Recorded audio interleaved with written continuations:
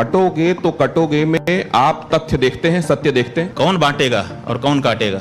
राजनेता ही तो बांट रहे हैं और काट रहे हैं, और कौन बांट रहा है, काट रहा है?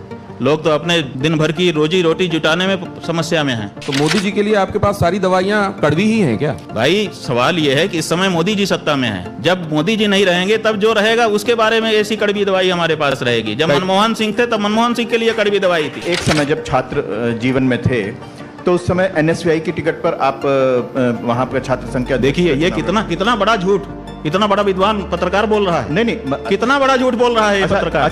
छात्र के कैंडिडेट हम कब रहे ये प्रमाणित करें, और नहीं तो माफी मांगे झूठ फैलाने के लिए। छात्र का काम कर रहे हैं। इनके नामों के साथ इतनी कंट्रोवर्सीज, इतने विरोधाभास क्यों जुड़ते हैं? सुविधा की बात है।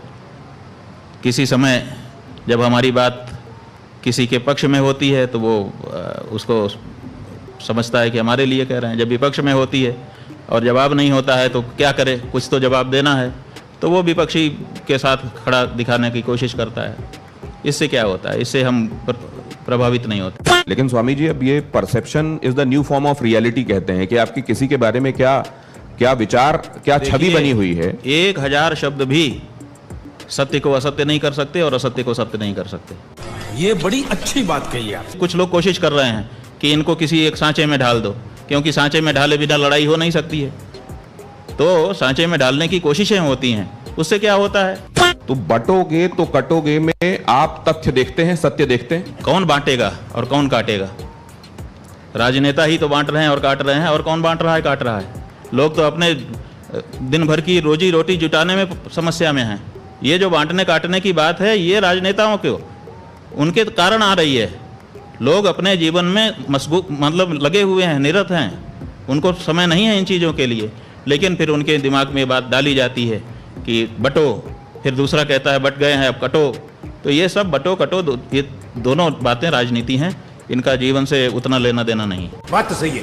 कांवड़ियों के ऊपर हेलीकॉप्टर से पुष्प बरसाए गए, और ये पहली बार नहीं हुआ है। इसके पहले योगी आदित्यनाथ, देखिए यहाँ पर आप देख भी रहे हैं, मैं चला रहा हूं इस समय, इस तरीके से पुष्प वर्षा कांवड़ियों के ऊपर की गई। इसको आपने कैसे देखा? कोई सेंस है इस बात की? नहीं, ठीक है, उनकी श्रद्धा का सम्मान सरकार करती है, खराबी क्या है?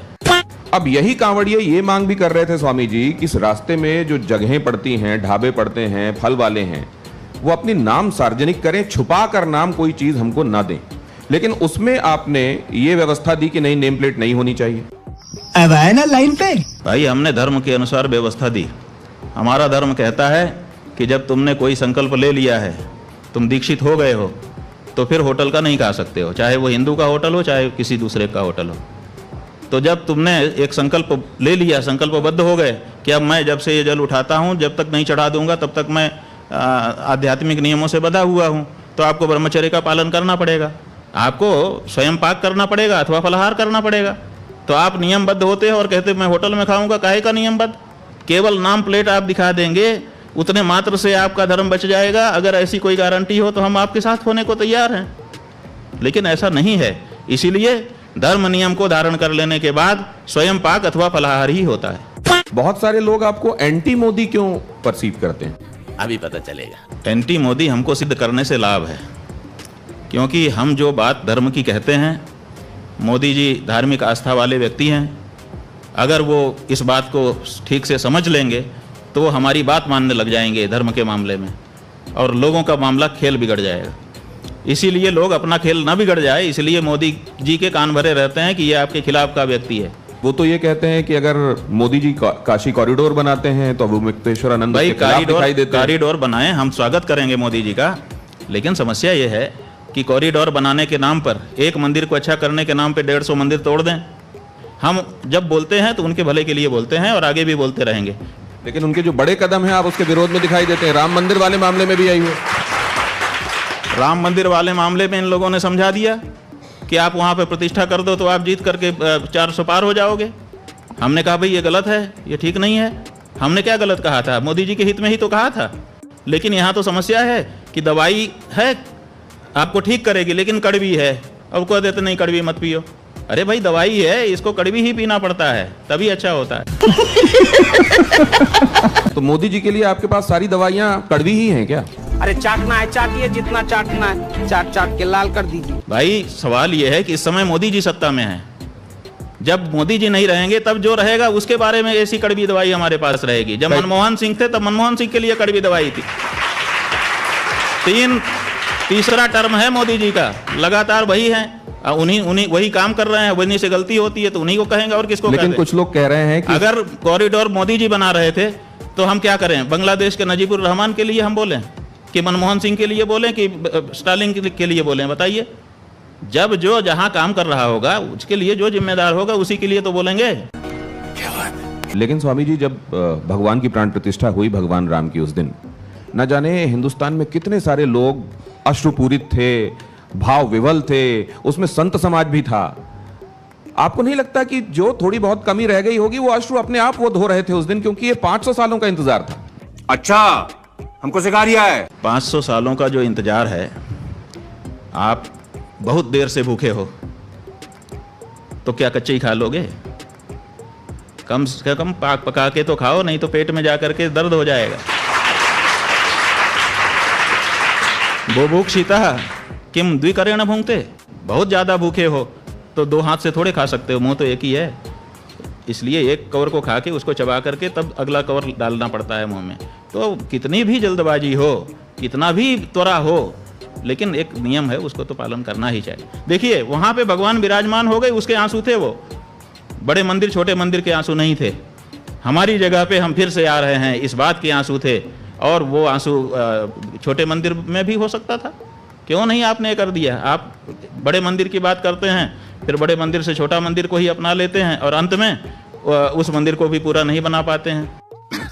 सही पकड़े हैं। खुद एक संत उत्तर प्रदेश के मुख्यमंत्री हैं। कहीं ऐसा तो नहीं है कि सब चीजें विधान के हिसाब से सही हुई, लेकिन जो कहते हैं मुंडे मुंडे मतर भिन्ना, उस वजह से ये बातें हो रही? देखिए, विधान कोई मुंड में नहीं होता है। आपकी ये गलत धारणा है कि विधान मुंड में होता है। विधान पहले से लिखा हुआ होता है। अंबेडकर चले गए, नेहरू चले गए, राजेंद्र प्रसाद चले गए, 176 लोग जिन्होंने संविधान सभा में काम किया था, उनके हस्ताक्षर संविधान के अंत में हैं, वो सब चले गए, लेकिन संविधान जहाँ का तहाँ है। तो मुंड में मति होती है, ऐसा नहीं है। मुंड में विधान नहीं होता, विधान तो सामने लिखा हुआ होता है। मुंड तो उसकी समयानुसार व्याख्या करता है। इतनी छूट है मुंड को कि अपने समय के अनुसार तुम व्याख्या कर लो, लेकिन मुंड को लाइन अपने अनुसार क्रिएट करने की छूट नहीं है कहीं पर भी। जब मुख्यमंत्री आपको एक संत दिखाई देते हैं तो क्या ये बात आपको आश्वस्त नहीं करती कि चीजें सब विधान के हिसाब से ही हो रही होंगी? देखिए, बात यह है कि संत क्या और असंत क्या, जो जिस गद्दी पे बैठा है उस गद्दी की अपनी मांग होती है। जो जहां पर बैठा है वो मुख्यमंत्री हैं इस समय। आप लोग उनको संत भी कहते हैं, हमको अच्छा नहीं लगता है। देखिए, हम हिंदू हैं, हम हिंदू धर्म के अनुसार रहेंगे, हमको छूट है। लेकिन हम जब राजा बन जाएंगे तब हम सबके बाप हो जाएंगे, सबके पिता, पालक, सबके प्रति हमारे समान भाव होंगे, तब हिंदू मुस्लिम हमको नहीं दिखेगा। तो दोनों की अपनी प्रकृति है। तो आप विरुद्ध प्रकृति की 2 गद्दियों पर एक साथ कैसे बैठ सकते हो? आप या तो मुख्यमंत्री रहोगे या तो महंत रहोगे। तो आप तो मुख्यमंत्री की शपथ ले चुके हैं, मुख्यमंत्री हैं, तो मुख्यमंत्री को मुख्यमंत्री कहिए। जब वो मुख्यमंत्री पद से हट करके गद्दी पे जाएंगे तब हमको उनको गद्दी वाला मानेंगे, तब उनके साथ संत का व्यवहार करेंगे। क्या बात है सर, क्या बात है सर, क्या बात, ये बात है। संविधान की गद्दी में बैठा हुआ है, हाँ, वो शास्त्र के हिसाब से होने वाली गद्दी में नहीं हो सकता, और जो शास्त्र वाली गद्दी में बैठा हुआ है वो संविधान वाली गद्दी में नहीं हो सकता। ठीक है। मतलब क्या इनमें विरोधाभास है क्या, शास्त्र में और संविधान में? हाँ, बिल्कुल विरोधाभास है। धर्म शास्त्र की अपनी मर्यादा है, उसके काम करने का अलग तरीका है। तो जो शास्त्र को मानने वाले होंगे वो संविधान के हिसाब से नहीं चल सकते, और जो संविधान को मानने वाले होंगे क्या वो शास्त्र के हिसाब से नहीं चल सकते? देखिए, संविधान के मानने वाले शास्त्र के अनुसार कहाँ चल रहे हैं? आपको समान नागरिक संहिता क्यों बनाने की जरूरत पड़ रही है, बताओ? अगर शास्त्र और संविधान दोनों साथ साथ चल सकते हैं तो आप समान नागरिक संहिता के बारे में क्यों लंबे समय से सोच रहे हो, क्यों उसकी बात करते हो? समान नागरिक संहिता बनानी ही इसलिए पड़ रही है क्योंकि धर्म अलग रास्ते जा रहा है। और देखिए, धर्म जो है वो लोक के साथ परलोक को भी सोचता है, और संविधान में परलोक की कोई व्यवस्था नहीं है। कैसे हमारी आवश्यकताओं की पूर्ति वो करेगा संविधान? इसीलिए धर्म को छोड़ करके हम कैसे संविधान पर पूरी तरह से अवलंबित हो सकते हैं? उसमें परलोक की कहाँ चर्चा है, बताइए? वो केवल लोक के बारे में व्यवस्था बताता है, और हमारा धर्म वो लोक और परलोक दोनों को सुधारने की बात करता है। अंतर है दोनों में।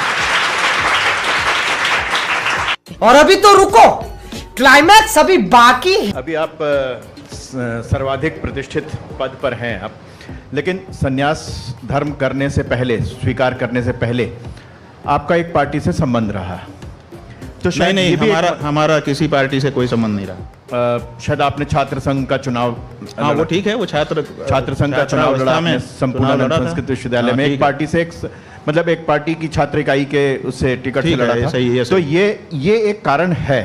एक समय जब छात्र जीवन में थे तो उस समय एनएसयूआई की टिकट पर आप वहां पर छात्र संघ के, देखिए ये कितना बड़ा झूठ, इतना बड़ा विद्वान पत्रकार बोल रहा है। नहीं, कितना बड़ा झूठ बोल रहा है ये पत्रकार। अच्छा, ये आरएसएस नहीं, आप हमको प्रमाण दो कि हम एनएसयूआई से कैंडिडेट थे। एक संघ के हैं, छात्र संघ के हैं, लेकिन झूठ बोल रहे हैं। नहीं, छात्र संघ के झूठ बोल रहे हैं। तो ये भी अच्छी बात है कि अगर ये बात कहीं विमर्श में थी हम या है और आपने सामने रखा, कब कैंडिडेट, तो ये भी अच्छी बात है। नहीं, छात्र संघ के नहीं, हम झूठ नहीं स्वीकार कर सकते। छात्र संघ का अध्यक्ष का चुनाव लड़े थे। एक सेकंड, आपने कहा कि एनएसयूआई के कैंडिडेट हम कब रहे, ये प्रमाणित करें।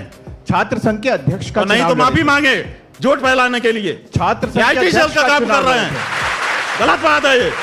पार्टी झूठ नहीं बोलना चाहिए। आपने छात्र संघ का चुनाव लड़ा था, मैं ये कह रहा हूं। भाई छात्र संघ का हमने चुनाव लड़ा था, विद्यार्थी परिषद से लड़ा था। अब बताइए, और अब तो विद्यार्थी ये परिषद का कैंडिडेट था मैं, विद्यार्थी परिषद से मैंने चुनाव लड़ा है। अब बताइए, वो भी एक पार्टी थी ना? ठीक है पार्टी थी, हम कहा वो भी एक पार्टी थी ना सर? हम तो झूठ बोलने पर आपको कह रहे हैं। नहीं, वो भी एक राजनीतिक दल ठीक है, तो ये तो और भी, क्योंकि विमर्श ये चलाया जा रहा है, आप लोग देश ये में। बताते हैं कि ये छात्र इकाई है, राजनीति से इसका कोई लेना देना नहीं। ज्ञानशील एकता परिषद की विशेषता, ज्ञानशील और एकता के लिए हम परिषद में गए थे, राजनीति करने के लिए नहीं गए थे। और आप अगर विद्यार्थी परिषद के ऊपर ये कहते हैं कि वो भी राजनीति की इकाई है, तो आप इसका मतलब कि अभी राष्ट्र ही नहीं जानते हैं। इसका मतलब कि आप अंदर की बात कर रहे हैं। विद्यार्थी परिषद स्वतंत्र इकाई है और वो छात्रों के बीच में नेतृत्व की भावना के विकास के लिए कार्य करती है। वो किसी दल का पिछलग्गू नहीं है। विद्यार्थी परिषद का कोई अध्यक्ष हो, आप उससे हमारी बात कराइए। हम विद्यार्थी परिषद में रह चुके हैं। आप हमारे ऊपर ये आरोप लगाएं कि आरोप नहीं है। हम आज एक बहुत हम राजनीतिक पार्टी नहीं है। आज एक बहुत बड़ी सामने साफ बात आ गई कि जो एक विभ्रम फैलाया जा रहा था, स्वामी जी के मुख से स्वयं ये बात सामने आई कि वो किसी राजनीतिक पार्टी और खासतौर से एनएसयूआई की टिकट पर नहीं लड़े। ये बहुत बड़ी सच्चाई सामने आई है, क्योंकि ऐसा आपके बारे में फैलाया जा रहा था, इसलिए उन्होंने बात रखी स्वामी जी। तो इससे उनसे नाराज मत होइए, ये अच्छा हुआ कि ये बात सामने आ गई। हम कह रहे हैं ना कि झूठ भी बहुत कुछ फैलाया गया है। जो बड़े लोग हैं उनको कंफर्म करना तो स्वामी जी क्या कि जो वो व्हाट्सएप यूनिवर्सिटी में आएगा वही, अगर बड़े लोग विचारवान लोग अगर वही बोलने लगेंगे तो आम आदमी का क्या होगा।